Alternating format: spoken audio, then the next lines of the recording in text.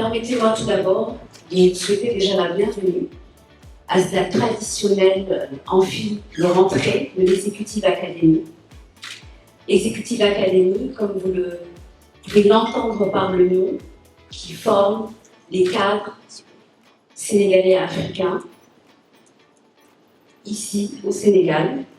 Alors, Mani, les tensions géopolitiques actuelles donnent ici les flux d'investissements internationaux. Selon vous, le risque africain est-il aujourd'hui mieux compris par les investisseurs ou davantage pénalisé?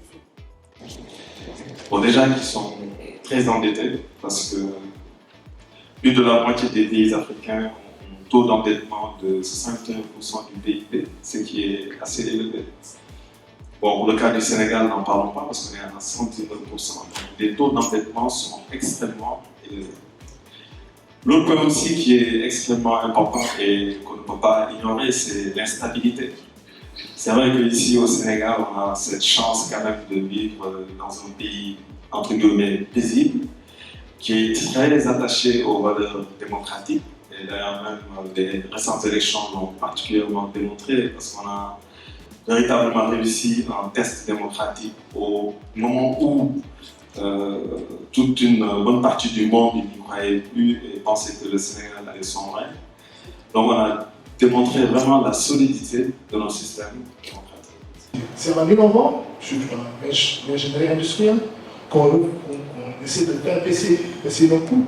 Aujourd'hui, si vous allez dans les grandes entreprises, vous allez citer les grandes multinationales, la partie R&D et recherche et développement et aujourd'hui représente un important département pour pouvoir disons, anticiper sur les concurrents, anticiper sur les innovations des concurrents, anticiper sur l'évolution de la consommation. Depuis 25 ans, tous les jours que je me lève, j'essaie de voir comment faire pour que les PME augmentent leur niveau de formalisation. Nous avons travaillé sur un outil qui nous permet de mesurer la progression de la formalisation de l'entreprise. Parce qu'il faudrait que nous puissions nous adapter à notre environnement.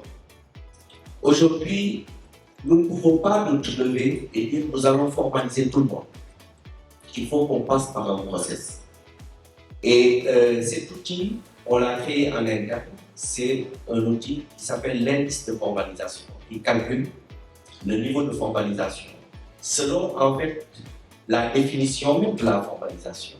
Il faut qu'on puisse accompagner le maximum de PME pour que ces PME puissent être au top par rapport à la formalisation. Parce que certaines industries ou certains traders en e-commerce sont dans des niches d'activité qui touchent de denrées alimentaires de première nécessité. Et donc, si eux ne sont pas outillés sur les risques pour confirmer des niveaux d'inflation que connaissent nos pays aujourd'hui, mais sur que l'inflation en moyenne sur l'Afrique 15 à 20%.